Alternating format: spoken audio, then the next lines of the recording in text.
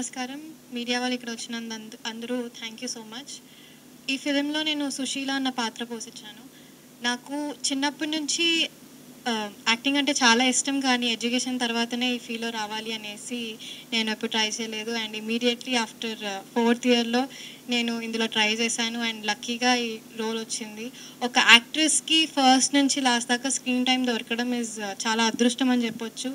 And అది కూడా తెలుగు వచ్చిన వాళ్ళు ఇవాళ రేపు చాలా తక్కువ కనిపిస్తున్నారు మన తెలుగు ఇండస్ట్రీలో. సో మీరందరూ కూడా May 16th ఫిలిం రిలీజ్ అవుతుంది. ఒక మంచి మెసేజ్ ఓరియంటెడ్ ఫిలిం ఇది. బ్యూటిఫుల్గా ఒక 90s లవ్ స్టోరీ పోర్ట్రే చేస్తున్నాం మేము ఈ ఫిలింలో. Also about criminal reformation and social justice మీద కూడా మాట్లాడుతున్నాము. సో మీరందరూ May 16th ఈ ఫిలిం చూడాలి అండ్ మీరందరూ కూడా మమ్మల్ని ఎంకరేజ్ చేయాలి, ఒక ఫ్రెష్ ఫేస్ని ఎంకరేజ్ చేయాలని కోరుకుంటున్నాను. Thank you so much. నేను సాగర్ రోల్ ప్లే చేశానండి ఈ మూవీలో ప్రొటాగనిస్ట్గా. It's a beautiful love story, and as Tanmay was saying, 90s love story, and it's a movie on hope and on second chances. So movie is coming on 16th in another 2 days. Please do support us and watch the movie. Thank you. So ముందు చెప్పినట్టుగా రేపు premiere show అండి, and May 16th release. ఈ cinema 91 Chunduru massacre, 93 Chilakaluripet bus burning incident, 97 Jubilee hills bomb blast, ఈ 3 incidents ఆధారంగా చేసుకున్న cinema అండి. But 90% of the film 93 Chilakaluripet bus incident అండి. దాంట్లో ఈ అబ్బాయి వీళ్ళ ఫ్రెండ్ బస్సుని తగలబెడతారు, బట్ ఈ అబ్బాయి అమ్మాయి వీళ్ళది మెయిన్ లవ్ స్టోరీ. ఇది 90% ఆఫ్ ద ఫిల్మ్ అండి. చుండూరు చూపించింది జస్ట్, ఇంకా చిలుకలూరుపేట చూపించింది ఏంటంటే దీనిలో బస్ తగలబెట్టిన తర్వాత 23 మెంబర్స్ చనిపోవడం అనేది చాలా పెద్ద పాపం. అది పెద్ద సిన్, పెద్ద క్రైమ్. దానికి వీళ్ళు అనుభవించాలి. కానీ మిగతా 2 కేసెస్ జస్ట్ పెట్టిన రీజన్ ఎందుకంటే దాంట్లో ఇంకా పెద్ద క్రైమ్స్, కానీ వాళ్ళు తప్పించుకున్నారు. ఆ కాంట్రాస్ట్ ఆఫ్ జడ్జిమెంట్స్ చూపించడానికి ఆ 2 వాడుకున్నామండి. But 90% of the film Chilakaluripet bus incident ఎందుకు జరిగింది, ఎలా జరిగింది, జరిగిన తర్వాత వాళ్ళు జైల్లో ఏమైంది, ఇప్పుడు ఏమైంది పరిస్థితి, విక్టిమ్స్ పాయింట్ ఆఫ్ వ్యూ నుంచి కూడా అండి. వీళ్ళు అప్పుడు చనిపోయిన వాళ్ళ పరిస్థితి ఏంటి, వాళ్ళ పిల్లల పరిస్థితి ఏంటి, ఇది ఫిల్మ్ అండి టోటల్గా. బట్ బేసిక్గా స్టోరీ వరకు వచ్చేసరికి ఒక బ్యూటిఫుల్ లవ్ స్టోరీ. ఈ అబ్బాయి అమ్మాయిది ఒక 32 సంవత్సరాల జర్నీ ఎలా జరుగుంటుంది స్టార్టింగ్ నుంచి ఎండింగ్ వరకు అనేది మెయిన్ స్టోరీ అండి. సో కొంతమంది అడుగుతారు అసలు ఇప్పుడు ఏం అవసరం ఉంది, అది ఎప్పుడో జరిగింది ఇది కదా అని. నేనేమంటానంటే ఇప్పుడు కూడా జస్టిస్ అనేది అందరికి సమానం కాదు. డబ్బులున్నా, మీకు పవర్ ఉన్నా, ఇన్ఫ్లుయెన్స్ ఉన్నా మీకు వేరేలాగా ఉంటుంది, లేని వాళ్ళకి వేరేలాగా ఉంటుంది అని కొంచెం మార్పు ఏమైనా బెటర్ వచ్చిందా అంటే నాకు డౌటే అండి.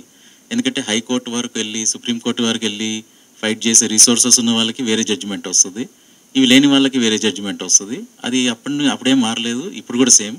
సో కొంతమంది అప్పుడు ఇన్సిడెంట్స్ ఇప్పుడు రెలవెంట్ అవసరం అంటే నేనైతే 100% రెలవెంట్ అంటానండి. ఇన్సిడెంట్స్ ఓ జర్నలిస్ట్కి 24 అవర్స్లో సుప్రీంకోర్టు దగ్గర నుంచి బెయిల్ వస్తుంది. ఇప్పుడు కూడా ఇంకొక జర్నలిస్ట్కి 2 సంవత్సరాలు పడుతుంది. సుప్రీంకోర్టుకి అదే ఇప్పుడు నేను ఇప్పుడు ఏదైనా జైల్లో బెయిల్ కావాలి అంటే ఫస్ట్ లోవర్ కోర్టుకి వెళ్ళండి, నా దగ్గరికి ఎందుకు వచ్చారంటారు కొన్ని. సో ఈ డిస్క్రిపెన్సీస్ ఏంటి ఇప్పుడు కూడా రిలవెంట్, అందుకనే సినిమా తీయడానికి రీజన్. ఇంకొకటి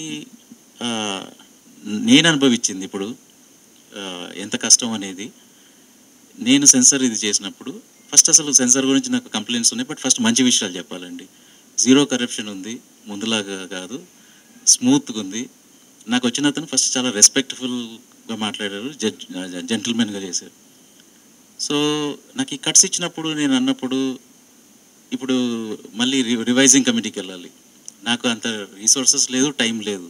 సో ఇప్పుడు నార్మల్ పర్సన్కి హైకోర్టు, సుప్రీంకోర్టుకి వెళ్ళే స్తోమత ఎందుకు ఉండదు, నాకు వెళ్ళే టైం లేదు, ఇప్పుడు రిలీజు, ఇన్ని గొడవలు. సో చిన్నవండి. ఇప్పుడు ఫర్ ఎగ్జాంపుల్ నేను ట్రైలర్ ఇది చేయాలంటే కులం వాడద్దు అన్నట్టు. మరి కులం వాడద్దు అని అంటే ఇప్పుడు సెంట్రల్ గవర్నమెంట్ మొన్న కులగణన ఎందుకు పెట్టింది, స్టేట్ గవర్నమెంట్ ఎందుకు పెట్టింది రెలవెంట్ కాకపోతే. అది తీసేయడం అనేది ఉండాలి, కానీ వర్డ్ వాడడం అనేది దాంతో ఏం యూజ్ అండి. ఇంకొక దగ్గర వీళ్ళు మాట్లాడుకునే భాషలో నీ అమ్మ అంటారు, సరే అనొద్దు అని ఉంది, వాళ్ళ గైడ్ లైన్ ఉంది అనుకుందాం, తప్పేం లేదు. మరి మిగతా సినిమాలలో ఎట్లా వాడుతున్నారు? నేను చాలా తక్కువ వైలెన్స్ చూపించాను సినిమాలో, చాలా తక్కువ సెన్సిటివ్ టాపిక్స్. నేను రెచ్చగొట్టే విధంగా రాయలేదు, రెచ్చగొట్టే విధంగా తీయలేదు. ఎంత అవసరమో అంతే చెప్పాను. కానీ దానికి నాకు 70% తీసేయాలన్నారు. బయటకు వెళ్ళి వేరే తెలియని వాళ్ళు చూస్తే ఇది బ్లాక్ అండ్ వైట్ ఎందుకు అవుతుంది, ఇక్కడ కట్స్ ఎందుకు ఉన్నాయి, ఎన్నో రియల్ లైఫ్ ఫుటేజ్ తీసేయమన్నారు, ఎన్నో పేర్లు తీసేయమన్నారు, ఎన్ని అన్నిటికి ఒప్పుకోవడానికి రీజన్ ఏంటంటే ఎక్కడో కాంప్రమైజ్. ఇప్పుడు నెక్స్ట్ ఏంటి, సరే ఇంతే అని. నా ప్రాబ్లం ఏంటంటే మరి ఇది వాయిలెన్స్ ఇది కాకపోతే కొంతమంది ఏమనుకుంటారంటే ఆ మిగతా వాళ్ళకి ఏ ఇస్తున్నారు కదా, నో గైడ్ లైన్స్ అట్లా పనిచేయండి, సర్టిఫికేట్ ఏ, కానీ ఈ గైడ్ లైన్స్ ప్రకారంగా దాంట్లో కూడా వైలెన్స్ ఉండడానికి వీల్లేదు. ఒక లిమిట్ తర్వాత ఏ ఇచ్చిన తర్వాత కూడా ఇవి చేయమని అంటారు ఇప్పుడు యాక్చువల్ రూల్స్ ప్రకారంగా. నాది ఒకటే క్వశ్చన్ ఏంటంటే ఇప్పుడు మీడియా ముందు మాట్లాడే ఛాన్స్ దొరికింది కాబట్టి అవే గైడ్ లైన్స్ అందరికి ఎందుకు సేమ్ లేదు? ఇప్పుడు ఈ మూవీలో మనం టైటిల్ అడిగినట్టు మన సమాజంలో అందరికీ న్యాయం అనేది చట్టం సేమ్గా ఉందా, జస్టిస్ సేమ్ ఉందా అనేది నేను పర్సనల్గా మొన్న ఫీల్ అయినా. ఇది రెండో విషయం ఏంటండి, ఇప్పుడు దీంట్లో 2 అంశాలు టచ్ చేసాము. నేను చెప్పినట్టుగా లవ్ స్టోరీ మెయిన్, బట్ ఇంకా 2 అంశాలు టచ్ చేసినవి సోషల్ జస్టిస్ ఒకటి, రెండోది ప్రిజన్ రిఫార్మ్స్ అండి. సో ఈ రెండిట్లో కూడా నాకు కొంచెం ఇప్పుడు ప్రస్తుతం మన డిపార్ట్మెంట్స్ మీద కొంచెం నాకు రిక్వెస్ట్ గవర్నమెంట్స్ దగ్గర నుంచి ఏంటంటే, ఇప్పుడు ప్రిజన్ రిఫార్మ్స్ ఉందండి. ఈ ప్రిజన్ రిఫార్మ్స్ అనేది state government responsibility, prison state కింద వస్తుంది కాబట్టి. సో ఇప్పుడు ప్రిజనర్స్ని రిఫార్మ్ ఎట్లా చేయాలి, ఏం చేయాలి అనేది వాళ్ళు చాలా కష్టపడ్డారు, చాలా చేశారు, డిపార్ట్మెంట్స్ వచ్చారు, చూశారు, చేశారు. నేనేమన్నానంటే ఇలాంటి సినిమాకి మీరు చేసే వర్క్ చూపించాను, ఇంకా దీంతో ఆడియన్స్కి ప్రజలకి చాలా బెనిఫిట్ అయ్యే ఉంది. నాకు కొంచెం కోఆపరేట్ చేసేసి అక్కడ ఒక ప్రెస్ ఈవెంటో ఏదో పెట్టేలాగా చేస్తే మూవీ కూడా కొందరికి తెలుస్తుంది అని నేను అనుకున్నా. ప్లస్ ప్రిజనర్స్కి చూపించాలి సినిమా, ఫ్రీగా చూపించడానికే. కానీ బ్యూరోక్రసీ ఎట్లా ఉంటుంది ఏంటండి, లైక్ ఒక నెల తిరగగలుగుతా, నేను 2 నెలలు తిరగగలుగుతా, బతిమలాడగలుగుతా. బట్ ఇప్పుడు ఇట్లాంటి ఫిల్మ్స్ తీసుకొచ్చినప్పుడు వాళ్ళు కూడా కోఆపరేట్ చేసి రామను ఇంకొక తొందరగా ఫెసిలిటేట్ చేస్తాం, గవర్నమెంట్తో ఫెసిలిటేట్ చేస్తామని ఫెసిలిటీ ఉండాలి. సో అది కొంచెం ల్యాకింగ్ ఉంది. అది కొంచెం ఎంకరేజింగ్ ఉంటే గవర్నమెంట్ దగ్గర నుంచి నాలాంటి వాళ్ళు ఇంకా కొంతమంది తీస్తారు. ఇట్లాంటి సినిమా కొంచెం విజిబిలిటీ వస్తుంది, 4 చూస్తారు, 4 చూసినందుకు ఇట్లాంటివి ఇంకా కొంతమంది ట్రై చేస్తారు. ఇది కొంచెం కంప్లైంట్గానే ఉందండి. దీంట్లో కూడా పాజిటివ్ చెప్పాలంటే మన డిప్యూటీ సీఎం గారు మూవీ చూశారు, ఎంత బిజీ స్కెడ్యూల్లో నుంచి వచ్చి చూసి స్పందించి నెక్స్ట్ డే మళ్ళీ మమ్మల్ని పిలిచి మా టైటిల్ రిలీజ్ చేశారు. సో దట్స్ నేను చాలా గ్రేట్ఫుల్ ఉంటాను ఎప్పుడు సార్కి. ఎందుకంటే సార్కి సోషల్ ఇష్యూస్ మీద ఒక అవగాహన ఉంది, అందుకని అట్లా స్పందించారు. కానీ నేను మిగతా అన్ని డిపార్ట్మెంట్స్లో తిరిగాను, మిగతా అంత అఫీషియల్స్ చెప్పులు అరిగిపోయేటట్టు సెక్రటేరియట్లో లాస్ట్ 4 నెలల నుంచి తిరుగుతున్నాను. మిగతా వాళ్ళ డిపార్ట్మెంట్స్లో అక్కడిక్కడ సేమ్ అదే సెన్సిటివిటీ డిప్యూటీ సీఎం బట్టి గారిది ఏం కనిపించిందో అది నాకు మిగతా వాళ్ళల్లో కనిపించలేదు. ఫర్ ఎగ్జాంపుల్ ఇప్పుడు తెలుగు మన తెలంగాణ ఫిల్మ్ డెవలప్మెంట్ కార్పొరేషన్ ఉంది. నేను వెళ్ళి వాళ్ళేమి చెయ్యము, హెల్ప్ చేయము అనరు, బట్ అది 4 monthsలో కూడా ముందుకెళ్ళవు, ఫైల్స్ వెళ్ళవు. సో ఇప్పుడు నేను రిక్వెస్ట్ చేసి వెళ్ళకపోతే ఇప్పుడు కామన్ మ్యాన్కి ఎట్లా వెళ్తాయి ఫైల్స్ అనేది పాయింట్. నేను అన్నది ఏంటంటే ఇప్పుడు తెలంగాణ ఫిల్మ్ డెవలప్మెంట్ కార్పొరేషన్ అనేది ఇట్లాంటి మంచి సినిమాలకి వచ్చి చూసి ఇన్ని చేస్తే దీనికి ఎంకరేజ్మెంట్ ఉంటుంది, 4 తెలుస్తుంది ఒక సినిమా ఉన్నట్టు. రెండోది వేరే స్టేట్ గవర్నమెంట్స్ ట్యాక్స్ బెనిఫిట్స్ ఇస్తారు, ఇది ఇస్తారు. సార్ మీరు ఇస్తే దాంతో నాకు డబ్బులు అవన్నిటికన్నా 4 తెలుస్తుంది, ప్రెస్కి తెలుస్తుంది అని అన్నప్పుడు వాళ్ళు వేరే గవర్నమెంట్స్ ఎట్లా చేస్తున్నారు చూపించి నేను వెళ్ళి జియో కూడా చూపించాను. లాస్ట్ రీసెంట్ మధ్యప్రదేశ్ గవర్నమెంట్ ఏం చేస్తాను, మా దగ్గర పాలసీ లేదు అని. పాలసీ తీసుకురండి సార్, మీరు మీ జాబే ఇట్లాంటి మూవీస్ని ఎంకరేజ్ చేయడం. ఇప్పుడు స్పీచెస్లలో అక్కడిక్కడ మేము ఇట్లాంటి సినిమా ఎంకరేజ్ చేస్తాం అన్నాం కాదు కదా, చేసి చూపించాలి. అది ఇప్పుడు దిల్ రాజు గారు ఉన్నారు దాని చైర్మన్. సో నేను దిల్ రాజు చైర్మన్ సార్ని కూడా ఈ వేదికలో ఈ ఆపర్చునిటీ దొరికింది కాబట్టి నేను రిక్వెస్ట్ చేసేది ఏంటంటే పెద్ద సినిమాలు లేకపోతే తెలుగు ఇండస్ట్రీ ఉండదు, కానీ చిన్న సినిమాలు లేకపోతే థియేటర్లు ఉండవు, పెద్ద సినిమాలు కూడా ఉండవు. సో ఇట్లాంటి వాటిని ఎంకరేజ్ చేయడం గవర్నమెంట్ రెస్పాన్సిబిలిటీ. ఇప్పుడు బట్టి గారు ఎట్లా చేశారు, మిగతా డిపార్ట్మెంట్స్ అందరూ కూడా అదే సెన్సిటివ్ తోటి ఇట్లాంటి దాన్ని ఎంకరేజ్ చేయాలి అనేది ఒక రిక్వెస్ట్ చేస్తున్నాను నేను. నాది ఎట్లయినా అయిపోయిందండి, బట్ రేపొద్దున ఇంకా కొన్ని ఫిల్మ్స్ వస్తాయి. ఇప్పుడు ఫర్ ఎగ్జాంపుల్ మల్లేశం అప్పుడు గవర్నమెంట్ ఎంకరేజ్ చేసింది కాబట్టి నలుగురికి తెలిసింది, నలుగురు చూశారు. అది చూశారు కాబట్టి బలగం ఇంకొకరు వచ్చి చేశారు, ఇంకొకరు వచ్చి ఇంకొకటి చేస్తారు. ఇప్పుడు ఇట్లాంటి మూవీస్ని గవర్నమెంట్ ఎంకరేజ్ చేస్తే బోత్ గవర్నమెంట్స్, అక్కడ గవర్నమెంట్ మన ఆంధ్రప్రదేశ్ గవర్నమెంట్ కూడా హోమ్ మినిస్టర్ వాళ్ళకి మేము రిక్వెస్ట్ చేసామని చేసాం, అక్కడ కూడా పెద్దగా ఏమి నాకు ఇది రాలేదు. కాకపోతే నాది అయిపోయినా కూడా ఇట్లాంటి సినిమాలకి గవర్నమెంట్ రెస్పాన్సిబిలిటీ, అది ఒక టైం కేటాయించుకోవాలి. ట్రైలర్ చూస్తే అర్థమవుతుంది ఇదేంటి అని. రిక్వెస్ట్ చేసినప్పుడు ఇట్లాంటి సినిమాలకు రావాలి, చూడాలి. ఇప్పుడు గద్దర్ అవార్డ్స్ అని ఇస్తున్నారు. సినిమా స్టార్ట్ అయిపోయిన తర్వాత ఇచ్చేది ఏంటంటే కొన్ని మూవీస్కి ముందే ప్రోత్సహించాలి, ముందే ఎంకరేజ్, అది వాళ్ళ జాబ్. అది అడగడం నాలాంటి ఫిల్మ్ మేకర్స్ది హక్కు, చేయాల్సిన బాధ్యత వాళ్ళు ఉంది, వాళ్ళు చేయాలి. గద్దర్ అని పేరు పెట్టుకుంటే కాదు కదా, అట్లాంటి విలువలు ఉన్న సినిమాలకు ఏమున్నాయో అది చేయడం, అది గవర్నమెంట్ జాబ్. అది నా sincere request both governments, Andhra Pradesh government. ఇప్పుడు ఆంధ్రప్రదేశ్లో కూడా ఇప్పుడు మన డిప్యూటీ సీఎం గారు మన క్యాస్ట్ ఇట్లా ప్రాబ్లం ఉంది అన్నారు, వాళ్ళ కాన్స్టిట్యూషన్స్లో మన పెద్ద ప్రాబ్లం అయింది అది. సో ఇట్లాంటిది ఎవరైనా జెన్యున్గా తెచ్చినప్పుడు బోత్ స్టేట్ గవర్నమెంట్స్కి నా సైడ్ నుంచి రిక్వెస్ట్ ఏంటంటే they have to come forward, encourage, చేతి పట్టుకొని వాళ్ళు ఎంకరేజ్ చేసి ఇట్లాంటివి చేస్తే ఇంకొక నలుగురు వచ్చి ఇలాంటి సినిమాలు తీస్తారు. ఇది నా సిన్సియర్ రిక్వెస్ట్. ఇప్పుడు బట్టి గారు మాకు ఎట్లా హెల్ప్ చేశారు, ఎట్లా స్పందించారు, మిగతా డిపార్ట్మెంట్స్, మిగతా గవర్నమెంట్ అఫీషియల్స్, హోప్ఫుల్లీ ఈ రిక్వెస్ట్తో ప్రిజన్ అఫీషియల్స్ కూడా నేను నెలలు అయితే తిరగలేను, ఒక ఛాన్స్ ఇచ్చి ఫ్రీగానే కదా, డబ్బులు ఏం ఖర్చు లేవు, కానీ దానికి ఒక ఎఫర్ట్ ఉంటుంది. మేము ఎన్నిసార్లు రిక్వెస్ట్ చేసినా రండి చూపించండి మీ ఫిల్మ్ ప్రిజనర్స్కి ఫ్రీగా, కానీ ఫెసిలిటేట్ చేసి నేను ఇంతవరకు వెళ్ళగలుగుతా, కానీ అక్కడ నుంచి గవర్నమెంట్ కూడా రావాలి. ఇప్పుడు అది ఈ సిన్సియర్ రిక్వెస్ట్, ఇది కంప్లైంట్ లాగా కాదు, రిక్వెస్ట్ లాగా ప్లీజ్ కన్సిడర్ చేయండి. రాజు గారు అంటే బట్టి గారు వ్యక్తిగతంగా స్పందించారా గవర్నమెంట్ నుంచి? అంటే పోస్టర్ రిలీజ్ చేసి ఆయన పర్సనల్ ఒపీనియన్ షేర్ చేసుకుంటూ పోస్టర్ రిలీజ్ చేశాడు సినిమా చూసి, గవర్నమెంట్ నుంచి కాదు కదా. గవర్నమెంట్ తరఫు నుంచి కూడా దీనికి మీరు కావాల్సిన చెయ్యండి అని సార్ లెటర్ ఫార్వర్డ్ చేశారు. కాకపోతే బ్యూరోక్రసీలో ఎట్లా అంటే సార్ ఎవరికి తప్పు ఉండదు, అది ఆగిపోతాయి ఫైల్స్ అంతే. మీరు చెప్పులు అరిగిపోయని వారు తిరగొచ్చు, అది ముందుకెళ్ళాలి. కానీ నేనేమంటున్నానంటే ఈ గవర్నమెంట్ వచ్చిందే మేము సోషల్ తీసుకొస్తాము అనే ప్లాట్ఫామ్ మీద వచ్చింది కాబట్టి వాళ్ళకి ఇంకా ఎక్కువ బాధ్యత ఉంది ఇది చేయాల్సింది. సినిమాటోగ్రాఫర్ మినిస్ట్రీ కూడా సంప్రదించారా కోమటిరెడ్డి గారిని? ఆయన ఏమన్నారు? ఎందుకంటే సినిమాటోగ్రాఫర్ మినిస్ట్రీకి ఆయన కూడా బాధ్యత ఉంటుంది కాబట్టి మీలాంటి ఫిల్మ్ మేకర్ని ఎంకరేజ్ చేయాలి, ఎఫ్డిసి నుంచి మీరు కూడా ముందుకు వెళ్ళాలంటున్నారు కాబట్టి. ఎగ్జాక్ట్లీ. సినిమాటోగ్రఫీ మినిస్టర్ నుంచి ఎలాంటి రెస్పాన్స్ ఉంది? సార్ దగ్గరికి వెళ్ళాము, సార్ పాపం వారు చాలా అర్జెంట్ ఉన్నారు, కానీ అయినా కూడా సంతకం పెట్టి చెయ్యండి, ఫార్వర్డ్ చేయండి అని అన్నారు. కోమటిరెడ్డి సార్ కూడా వాళ్ళకి ఇచ్చారు. అది మళ్ళీ సెక్రటరీ దగ్గరికి వెళ్ళింది, అక్కడ నుంచి మళ్ళీ ఎఫ్డిసి ఎండి. నేను దీంతో నేర్చుకుంది ఏంటంటే, దీంతో నాకు అక్కడ అంటే లక్కీగా అండి, అంటే ఇప్పుడు ఈ బడ్జెట్ నాకు కష్టమే అండి, రైట్, బట్ అట్లీస్ట్ నేను నావి సేవింగ్స్ వాళ్ళవి చేసి చేయగలుగుతా. కాకపోతే అక్కడికి వెళ్ళింది మనీ కోసం కాదు, వీళ్ళు వచ్చేసి కొంచెం రికగ్నిషన్ ఇచ్చి చెప్తే నలుగురికి తెలుస్తుంది కదా ఒక సినిమా వస్తుందని, దానికోసం నేను రిక్వెస్ట్ చేసింది. బట్ సార్ కూడా చెప్పారు, కానీ ఆ ఎండలలో దీంట్లో వాళ్ళు అక్కడ కౌంటర్కి వెళ్ళాలి, మనం టికెట్ తీసుకోవాలి, టికెట్ తీసుకొని వెళ్ళి వెయిట్ చేయాలి 3 గంటలకు, ఆ టైం ఉంటుంది. ఫిల్మ్ మేకింగ్లో నేను అట్లీస్ట్ ఒక 10-20 సార్లు వెళ్ళాను ఈ 4 monthsలో. బట్ కామన్ మ్యాన్కి ఇప్పుడు మనకి ఎంత ప్రాబ్లం ఉందంటే, కామన్ మ్యాన్ ఫైల్స్ పెట్టుకొని ఎన్ని సంవత్సరాలు తిరుగుతారు, ఎట్లా తిరుగుతారు?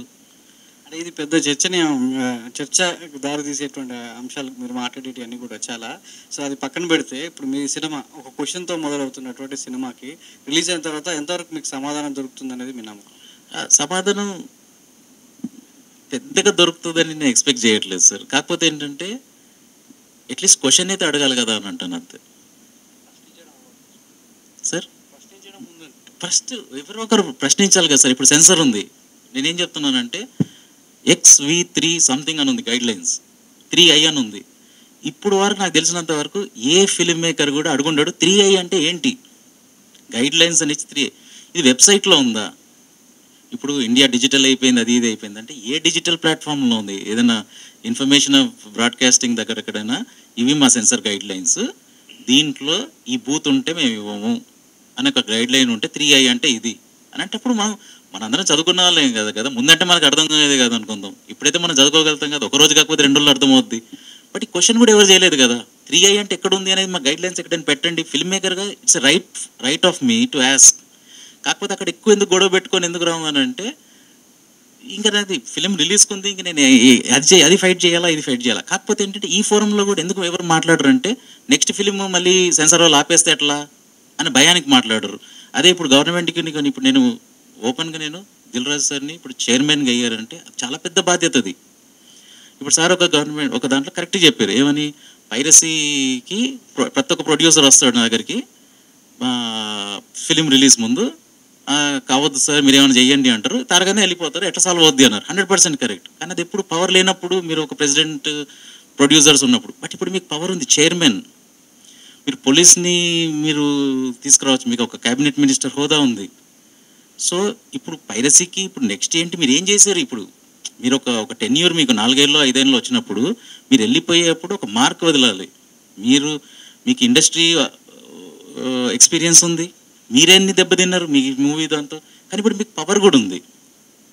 సో ప్రశ్నించడం అంటే ఇక్కడ ఇన్సల్ట్ చేసినట్టు కాదండి, ఒక డిస్రెస్పెక్ట్తో నేను అడగట్లేదు, చాలా పొలైట్గా రిక్వెస్ట్ చేస్తున్నట్టు అడుగుతున్నాను. ఏంటంటే సార్ ఇప్పుడు మీకు అన్నీ ఉన్నాయి, మీకు అనుభవం ఉంది, ఇక్కడ తెలుసు ప్రాబ్లమ్స్, కానీ మీకు పవర్ కూడా ఉంది, మీకు పోలీసు చేయగలుగుతారు, ఏం చేయగలుగుతారు, కొత్త లాస్ తీసుకురావడము, ఐపీ అడ్రస్లు బ్యాన్ చేయడము, ఐబొమ్మ ఆపడము, ఏదో ఒకటి చేయకపోతే he is the best person to understand the problems. Raju garu, మీరు రకరకాల అంశాలకు ప్రస్తావన అంటే టాపిక్ డైవర్ట్ వెళ్తా ఉన్నారు, చాలా విషయాలు మాట్లాడుతున్నారు. సో ఎంత లేదన్నా ఈ సినిమాని ప్రభుత్వాలు ఎంత ప్రోత్సహించాలని మీరు తపన పడుతున్నా, చివరికి ఆడియన్స్ మెప్పిస్తేనే, ఆడియన్స్ ప్రోత్సహిస్తేనే సినిమా అనేది నిలబడుతుంది సార్. గవర్నమెంట్ ఎంత పుష్ చేసినా, మీకు ఎంత రాయితీ ఇచ్చినా ఆడియనే ఫైనల్ జడ్జిమెంట్ కాబట్టి, సో ఎంతవరకు ఈ సినిమా ఆడియన్స్ని మీరు ప్రోత్సహిస్తుంది అనుకుంటున్నారు, అంటే వాళ్ళ నుంచి ఎంతవరకు మీకు ప్రోత్సాహం లభిస్తుంది అనుకుంటున్నారు? సార్ నేను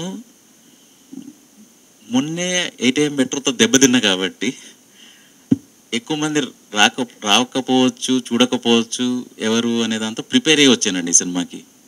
సో నా టార్గెట్ ఆడియన్స్ ఎన్నుకుంది ఏంటంటే, ఎవరిని ఎన్నుకున్నానంటే 1,00,000 మంది ప్రిజనర్స్ ఉన్నారు కదా. ఇప్పుడు నా గవర్నమెంట్ అదే చెప్పాను కదా, లాస్ట్ 2-3 months నుంచి ట్రై చేస్తున్నా ప్రిజనర్ డిపార్ట్మెంట్తో. వాళ్ళు 2 రిక్వెస్ట్లు అడిగాను. సార్ ఒకటి నన్ను సినిమా అక్కడ చూడనివ్వండి, రెండోది ఈ ప్రెస్ ఈవెంట్ నేను ఇక్కడ కాదు అక్కడ చేస్తా. సో దట్ రిఫార్మ్స్ అనేది ఒక 12 ఏళ్ళ నుంచి ఒక ఆమె ఎట్లా చేసింది, బీనా మ్యామ్, ఈమెన్ ప్రెజెంట్ చేస్తే బీనా మ్యామ్ ఎంత కష్టపడ్డారు 12 ఏళ్ళు, ఇంకా కొంతమందికి తెలుస్తుంది. ఆ ఎఫర్ట్ని మనం ట్యాక్స్ పేయర్స్, గవర్నమెంట్ అంతా ఇంకెంత ఎక్కువ చేయాలి అనేది ఎంకరేజ్మెంట్ వస్తుంది వాళ్ళకు కూడా. ప్రిజన్ అఫీషియల్స్ వీకే సింగ్ సార్ అని ఒకరు స్టార్ట్ చేశారు, వాళ్ళందరూ ఇన్ని సంవత్సరాల నుంచి కష్టపడుతున్నది కూడా ప్రజలకు తెలుస్తుంది, లేకపోతే తెలియదు కదండి వాళ్ళు ఎంత కష్టపడుతున్నారు అనేది. ఇది ఒకటి ఫస్ట్ పర్మిషన్ అడిగాను, ఏది ప్రిజనర్స్కి చూపించే నాకు పర్మిషన్ ఇవ్వండి సార్, ఫ్రీగా కదా, నేనేం టికెట్ అడగట్లేదు, గవర్నమెంట్ దగ్గర డబ్బులు అడగట్లేదు. రెండోది అక్కడ ప్రెస్ ఈవెంట్ చేస్తే 4 తెలుస్తుంది. బోత్ అఫ్ కోర్స్ నా సినిమాది 4 తెలవాలనేది ఒక ఉద్దేశం అండి. బట్ వీళ్ళందరూ చేసిన బీనా మ్యామ్ గురించి తెలుస్తుంది, వీకే సింగ్ సార్ ఎట్లా స్టార్ట్ చేశారు తెలుస్తుంది, దాని రిజల్ట్స్ ఏంటి ఇవన్నీ డిస్కస్ చేయొచ్చు దాంట్లో. కాకపోతే నేను ఫస్ట్ అనుకుంది ఏంటంటే, ఆ ఫ్రీగా చూపించినప్పుడు ఆ ఆడియన్స్ చూస్తే చాలు నా సినిమా, దాంట్లో ఒకరో ఇద్దరు ఇన్స్పైర్ అవుతే దీనికి నేను హ్యాపీ. ప్లస్ అదే లక్కీగా అయింది అనుకుందాం సార్. ఇప్పుడు 1 monthకో ఎప్పుడో నెక్స్ట్ 13 to 25 years ఏజ్లో నేను ఒక 3-4 మిస్టేక్స్ చేశాను. ఇప్పుడు ఆ తలుచుకుంటే నేను ఎందుకు చేశాను అని చాలా బాధ అనిపిస్తుంది. మేబీ సినిమా చూస్తే కొంతమంది నాలాగా తర్వాత బాధపడకుండా ఏదో కొంతమంది అయినా ఇదైతే అది సెకండ్ సార్ ఆడియన్స్. నాకు ఈ 2 తీరినా ఈ సినిమాకి నాకు వేరే ఆడియన్స్ రిజెక్ట్ చేసిన, డబ్బులు రాకపోయినా ఇవన్నీ ఇవి క్యాల్కులేట్ చేసుకునే వచ్చాను నేను. బట్ ఈ 2 కాకుండా కూడా ఇంకా కొంతమంది నచ్చి చూస్తే బోనస్ అని భావిస్తా, సంతోషపడతా. బట్ రాకపోయినా కూడా నేను అది ఆ ప్రిపరేషన్తో వచ్చాను. అది సార్ అంటే మా సినిమా ఎక్స్పీరియన్స్ పెరిగిద్ది, మీకు కష్టాలు పెరుగుతున్నట్టు ఉన్నాయి సార్. అంటే ఈ సబ్జెక్టు నేను ఎంత చేయగలుగుతా దానికన్నా పెద్ద సబ్జెక్ట్ సార్. అంటే in terms of actors, locations, budget అని, ప్లస్ సెన్సిటివ్ టాపిక్ ఏంటంటే దాన్ని రెచ్చగొట్టే విధంగా తీయకుండా చాలా దాన్ని సెన్సిటివ్గా చేసి ఉన్న హేట్రెడ్ని ఇంకా కొంచెం కలపడానికి చేయాలి అని అంటే కొంచెం చాలా కత్తిమీద సాము లాంటిది, చాలా కష్టమైన ఎఫర్ట్. సో చాలా కష్టమైంది సార్ ఇది. బట్ ఆ ఇంటెన్షన్ ఏదైతే ఉందో అది మంచి ఇంటెన్షన్ కాబట్టి దాన్ని ఇది ఎంత కష్టమైనా చెప్పాలి అనే దాంతో ముందుకెళ్ళింది సార్. మీ ఆలోచన ధోరణి ఇలాగే ఉంటుందా, లేకపోతే మళ్ళీ మేము చూసే రెగ్యులర్ స్టోరీస్కి వచ్చేస్తారా 23 తర్వాత? అంటే ఆ రెగ్యులర్ స్టోరీస్ చేయడానికి చాలామంది ఆల్రెడీ ఉన్నారు సార్, దాన్ని నేను చేయాల్సిన అవసరం లేదు. ఏదైనా ఐడియా ఎవరైతే చెప్పట్లేదో అట్లాంటి ఐడియా వస్తే చెప్తాను. దానికి రెగ్యులర్గా చెప్పేశారు ఆర్ ఇంకా చాలా మంది చెప్పేవాళ్ళు ఉన్న దాంట్లో మాత్రం నేను చేయకుండా అంటే చెప్పాలని కాకుండా ఎంటర్టైన్ చేయాలి అనే ఉద్దేశంతో సినిమాలు తీసే ఉద్దేశం. అంటే ఇది ఎంగేజింగ్ ఉంది కదా సార్. సార్ ఎంటర్టైన్మెంట్ అంటే నేనేమంటానంటే as long as it's engaging it's entertainment. 2 గంటలు వాళ్ళకి కూర్చున్నారు కుర్చీలో అంటేనే అది ఎంటర్టైన్మెంట్. అది సీరియస్ సబ్జెక్ట్తో కొంతమందికి రావచ్చు, దీంట్లో మంచి లవ్ స్టోరీ ఉంది, ఆ లవ్ స్టోరీని చూసి ఎంటర్టైన్ అవ్వచ్చు, కొంతమంది కామెడీతో అవ్వచ్చు, కొంతమంది వైలెన్స్ అవ్వచ్చు, రకరకాల విధంగా. బట్ 2 గంటలు వాళ్ళని ఈ సినిమాతో మనం కూర్చోబెడితే అది కూడా ఎంటర్టైన్మెంట్ సార్. ఎందుకంటే మంచి లవ్ స్టోరీ ఉంది, మంచి ఎమోషన్స్ ఉన్నాయి. ఎమోషన్స్ నచ్చే వాళ్ళకి మాత్రం ఖచ్చితంగా నచ్చుతుంది సార్ సినిమా. మీకు అంటే గవర్నమెంట్ సైడ్ నుంచి కానీ ఫిల్మ్ డెవలప్మెంట్ కార్పొరేషన్ నుంచి కానీ మీకు సపోర్టింగ్ హ్యాండ్ సినిమాకి దొరకలేదు అనే ఒక అసంతృప్తి చాలా అసంతృప్తి ఉంది సార్. అంటే ఏంటి దీని మీద మీకు మళ్ళీ మీరు సినిమా అయిపోయిన తర్వాత మీ పనిలో మీరు పడిపోతారు, కానీ ఒక ఇష్యూని అడ్రస్ చేశారు కదా సార్. నాకున్న పవర్ అనుసారి నాకున్న ఆపర్చునిటీ ఏంటంటే ఇక్కడ ఒక ఆపర్చునిటీ దొరికింది కాబట్టి నేను క్వశ్చన్ రేజ్ చేయగలను, ఈ సినిమా తీయగలను కాబట్టి 2-3 క్వశ్చన్స్ అడిగాను. నాకు కేపబిలిటీ ఇంతే సార్ నాది. ఇంకా కొంతమంది క్వశ్చన్స్ అడగాలి, గవర్నమెంట్ పాజిటివ్గా తీసుకోవాలి. ఇప్పుడు నెగిటివ్ కూడా తీసుకోవచ్చు, వీడేంటి మమ్మల్ని ప్రశ్నించే అనొచ్చు, లేకపోతే అరే వీడన్న 2-3 పాయింట్లు కరెక్టే ఉన్నాయి కదా, అదే సార్ ప్రశ్నించడమే ప్రజాస్వామ్యం. అంతే సార్, అంతవరకు నేను చేయగలుగుతా. దీంతో ఇంతకన్నా ముందు మనం ఫైట్ చేయగలుగుతామా అనేది సార్. ఇప్పుడు నేను ఇప్పుడు ఈ సినిమా తీసాను, ఒక అంశం టచ్ చేశాను, అంతవరకే నా కెపాసిటీ. ఇంకొకరు వచ్చి దాన్ని ఇంకొక ప్రశ్న అడగాలి, ఇంకొకటి అడగాలి. సో మీరు అన్నట్టు దీని తర్వాత మర్చిపోయి వెళ్ళిపోతాను, రేస్ చేసేసి వెళ్ళిపోతాను, పట్టుకొని కూర్చోను అనేది ప్రాక్టికల్ సార్. ఎందుకంటే వెళ్ళి జాబ్ చేసుకోవాలి. కానీ అందరిది, మిగతా వాళ్ళందరిది కూడా రెస్పాన్సిబిలిటీ ఉంటుంది కదా సార్. మిగతా వాళ్ళు ఇప్పుడు ఇంకొకటి రేస్ చేస్తారు, ఇంకొకరు గవర్నమెంట్ అఫీషియల్. సార్ నాకు ఈ ఫిలింలో మీరు ఆడియన్స్ దగ్గర నుంచి ఏమన్నారు అనేది ప్రిజెంట్ డిపార్ట్మెంట్స్ అందరూ వచ్చి చూశారు సార్, అందరు బాగుందన్నారు. కానీ మా కొంచెం కింద లెవెల్ అఫీషియల్స్ 2-3 వచ్చి పక్కకు వచ్చేసిన తర్వాత అన్నారు, మేము అసలు పొద్దున్న నుంచి రాత్రి వరకు ప్రిజనర్స్తోనే ఉంటాం, రాటి తేలిపోయాం.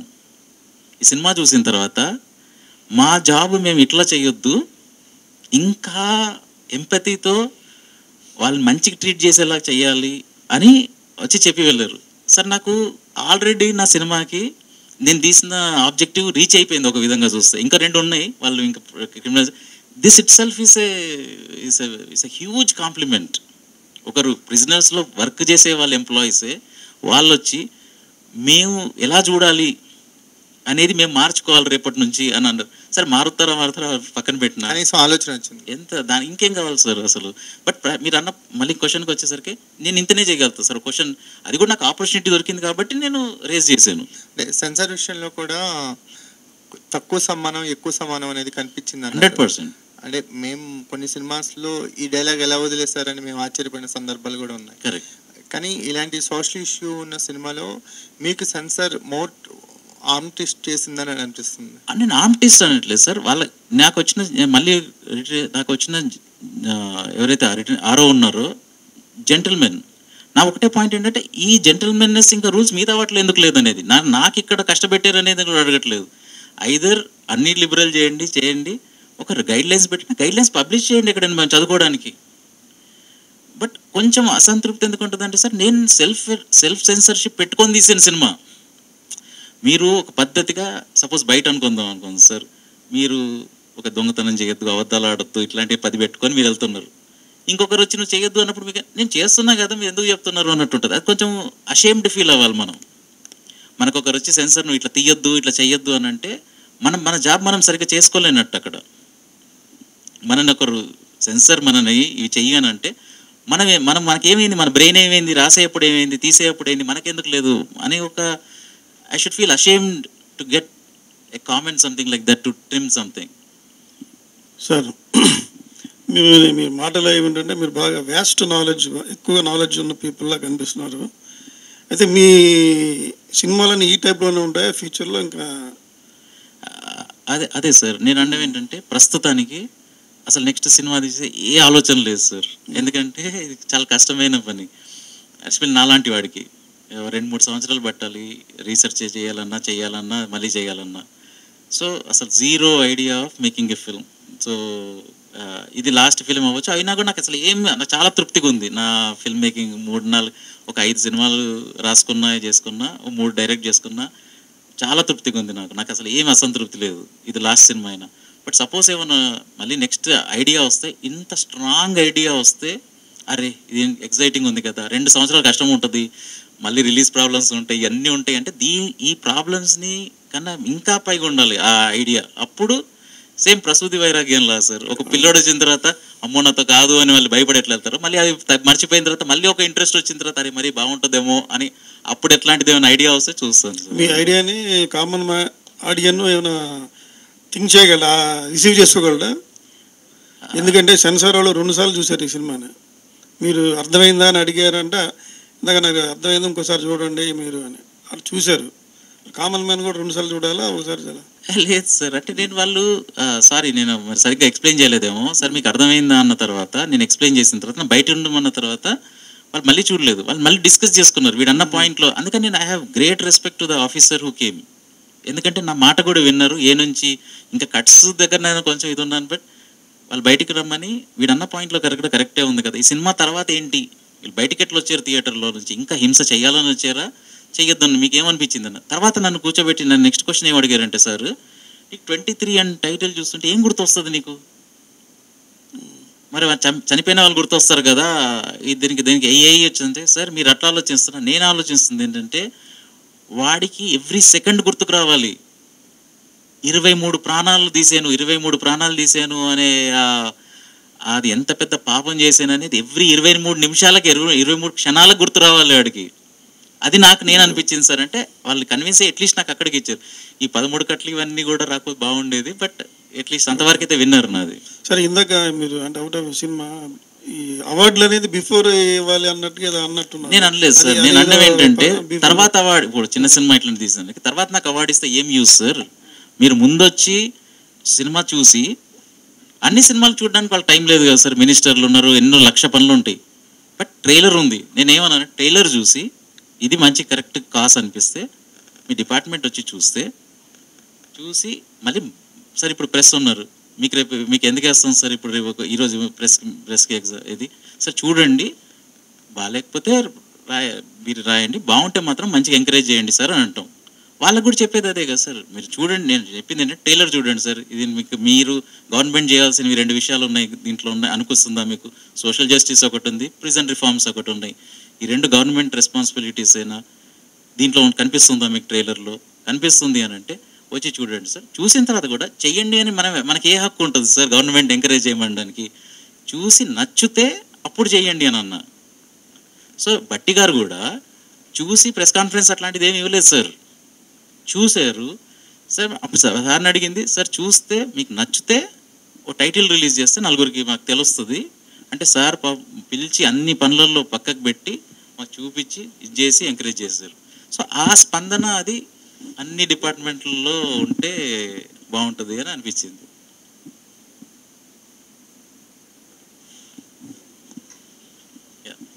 థ్యాంక్స్ అలా.